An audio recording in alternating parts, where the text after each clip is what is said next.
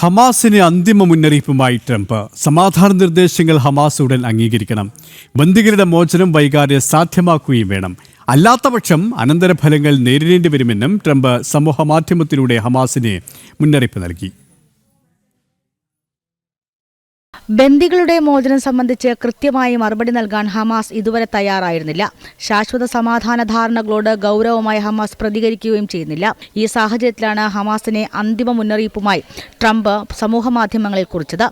ബന്ദികളുടെ മോചനം ഉടൻ നടപ്പിലാക്കണം. ഏവരും ഗാസ ഇസ്രായേൽ യുദ്ധം അവസാനിക്കണമെന്ന് ആഗ്രഹിക്കുന്നു. താൻ മുന്നോട്ട് വെച്ച വെടിനിർത്തൽ നിർദ്ദേശം ഇസ്രായേൽ അംഗീകരിച്ചു കഴിഞ്ഞു. ഇനി ഹമാസാണ് സമാധാന നിർദ്ദേശം അംഗീകരിക്കേണ്ടത്. അല്ലാത്തപക്ഷം അനന്തരഫലങ്ങൾ നേരിടേണ്ടി വരുമെന്നും ഡൊണാൾഡ് ട്രംപ് മാധ്യമത്തിൽ പറയുന്നു. ഇറാനിൽ ഇസ്രായേലിനെ പിന്തുണച്ച് അമേരിക്ക നടത്തിയ ആക്രമണങ്ങൾ കൂടി കണക്കിലെടുത്താണ് അനന്തരഫലങ്ങൾ അനുഭവിക്കേണ്ടി വരുമെന്ന മുന്നറിയിപ്പിനെ നിരീക്ഷിക്കേണ്ടത്. ഇന്റർനാഷണൽ ഡെസ്ക്, ജനം.